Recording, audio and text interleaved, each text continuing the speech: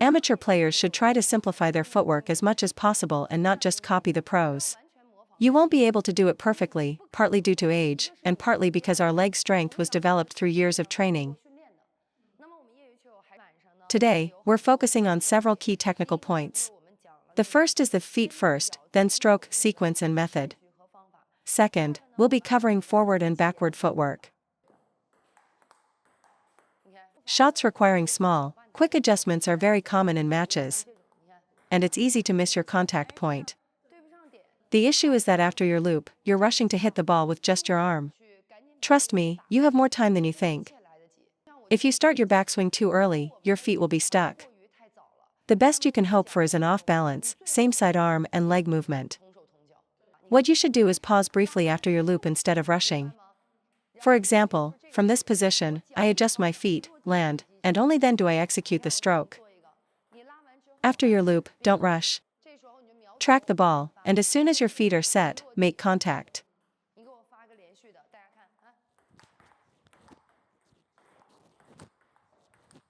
That's the correct rhythm. After your shot, track the ball to its position. Then move your feet, execute the backswing, and strike. The same applies when moving from the middle to your forehand. After your shot, stay calm. See the ball coming to your forehand, then move your feet, plant, backswing, and execute the stroke. Let me demonstrate.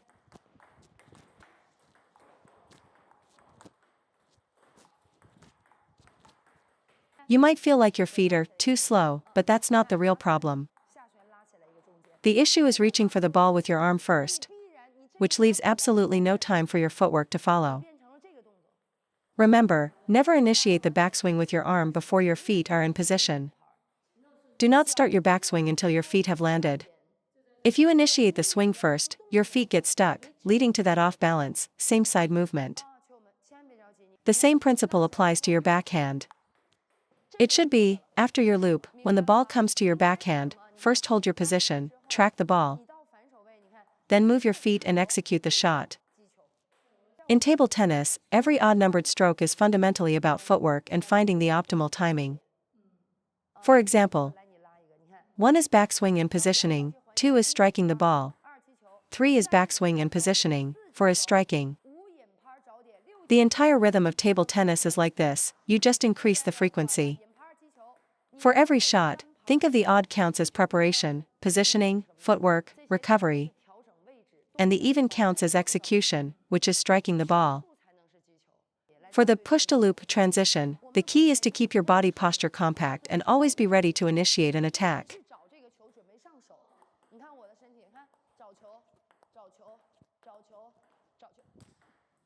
During a pushing rally, avoid getting drawn into your opponent's slow pace. If they suddenly speed up, you won't be able to react in time. Even while exchanging pushes, you must maintain a tight, aggressive rhythm, because you are actively looking for a chance to be the first to attack. That's the first key point. Second, regarding the direction of force for half-long balls, the shorter the ball, the more you must direct your power forward. On a long ball, the ball has more forward momentum off the bounce, so you can focus on a more upward looping motion to borrow its power. But a short ball is already dropping as it comes off the table. If you try to loop it with an upward motion, you'll fail to sync with its trajectory, causing you to miss-hit or whiff the ball. So for shorter balls, like a half-long ball, you must move forward and drive into it. During a pushing rally, if you get a sudden half-long ball to attack, you must also drive forward into the ball with a pressing motion. You can't just stand still and try to loop upwards. You won't be able to effectively transfer power into the ball. Third point, you must recover to your ready position after every push. If you don't, you'll have to take an extra half step to initiate your attack, which puts you at a disadvantage. Therefore, after every push, recover to your ready stance just like you would for a serve return, ready to step in for the next ball. You do this because you can't predict whether your opponent will attack, you'll get a chance to attack, or the ball will go to a different line. So, push and recover quickly to seize the tempo. This will give you more time for footwork and preparation. This is part of your forward-backward footwork. The first method is when you've read the short ball and step in directly with your right foot. The second method is for when you don't anticipate it. As you start your backswing, you realize it's short, so you step forward with your left foot, adjusting into position as you execute the loop. Many amateur players push half-long balls. If you wait flat-footed to loop them, your shot will be weak. You should be looping while moving forward to close the distance. Now for forward-backward footwork on the backhand side. For half-long balls, your standard ready position is about 1 arm's length from the table. A pro would step in and drive it hard. But for amateurs, the principle is, don't move if you don't have to. So, you should wait for the ball to come to you and then execute the shot. You can afford to wait because it's a topspin ball with strong forward momentum. For a backspin ball, you must move your feet. If you don't step in for a half-long backspin ball, you'll be out of position. So, for a half-long backspin ball, movement is mandatory, but for a topspin ball, you can often play it without moving. If you rush in to hit a topspin ball, you'll likely hit it too early and mistime the shot. It's better to wait for it. The way to wait is this: if the incoming ball is slow, pace your backswing with the ball. Don't rush your backswing. A slower backswing that matches the ball's speed will ensure you're on time. For backspin balls, when receiving a serve from your backhand side to your forehand, you move your right foot. But when you loop and the opponent returns it short, you should step in with your left foot. The reason you can't reach short balls is the lack of recovery, which is the opposite of how you handle side-to-side footwork. After a backspin loop, when you see a short ball, follow these steps. First, rotate your torso to shift your weight onto your right leg, otherwise your left leg can't move. Then, step forward with your left leg as you strike with your right hand. Let me demonstrate.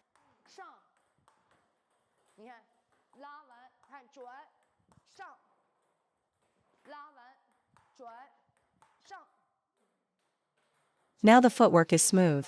This situation is very common in matches, especially when your opponent drops the ball short after your loop. You can't step in with your right foot here, you'll get jammed. You must transfer your weight back to your right leg so your left leg is free to step forward. In fact, you should rotate back even for a regular rally shot. This torso rotation is unavoidable unless the ball is on your backhand side where you can just adjust your center of gravity. Your stepping left foot and your right arm should move in sync, then let your right leg follow your body weight. Question: after stepping in for a short ball, what's the next shot? After moving in, you're already at the table. It's too late to retreat. Fan Zhendong often plays this shot. After stepping in, he stays close to the table and continues with a quick counter, close-range game. Stepping in this way serves two purposes. First, the torso rotation and step allow you to generate power. Second, you're now positioned close to the table for a two-winged attack, maintaining your position and offensive pressure. Another difficult piece of footwork, moving from forehand back to backhand. The biggest mistake is hitting with your arm outside your body's frame. Whenever your arm is outside your body's frame on the backhand, it's almost always an error. For this shot, use a side step, lead with your left foot while shifting your center of gravity, then follow with your right foot. Otherwise, you'll be too late. Let me demonstrate.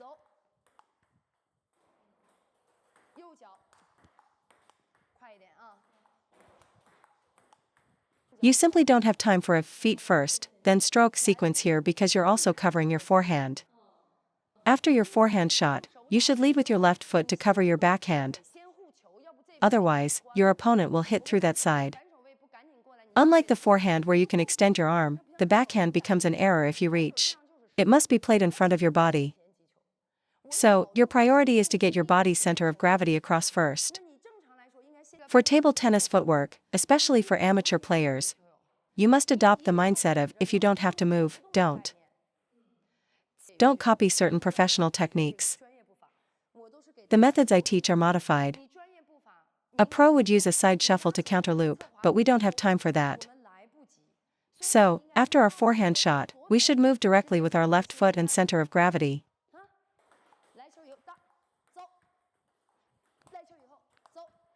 Your left foot leads and brings your right leg and center of gravity along. A wide shot to the backhand is a pro's best way to win a point.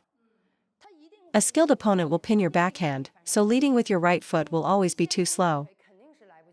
In a match, they will play you wide to both corners at high speed, and you still have to be ready for the forehand. Therefore, your first priority for this shot must be to cover your backhand corner so you don't get passed. Then, your right foot and center of gravity follow. If you lead with your right foot, you'll never make it in time. How do you know the ball is coming to your backhand after your loop? That split second of hesitation will make you too late. This is why your left foot must initiate the movement, as it syncs with your backhand stroke. As my foot moves, my hand is already preparing the shot. Then the center of gravity follows. I have to protect my backhand side first. Using a side shuffle is only possible if the ball is very slow. For a fast, wide-angle shot, first cover the line so you don't get passed. Then bring your body weight over. If one step is enough to recover, do that. If the angle is wider, let your center of gravity follow more. But always, the left foot must start the movement. However, this is only for the backspin to topspin scenario. In a normal topspin rally from forehand to backhand, you should still use standard footwork to transition. But if the shot is extremely wide and fast, leading with the left foot is the only way you'll be on time. If you're still trying to do a full recovery and then move, the ball will be behind you by the time it bounces. It's the same for the forehand. Against a fast ball, if you try to side shuffle, you'll be too late. It's also a lead step with the right foot. Your right foot and hand move in sync. In a match, you'll have moments of hesitation while you read the shot. After you loop, you have to watch the ball.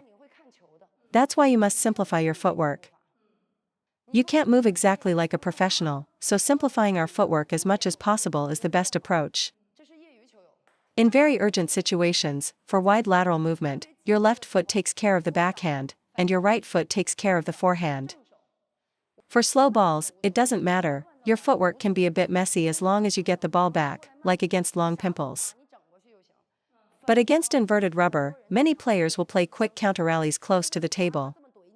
Against these fast shots, absolutely do not use a side shuffle or two-step.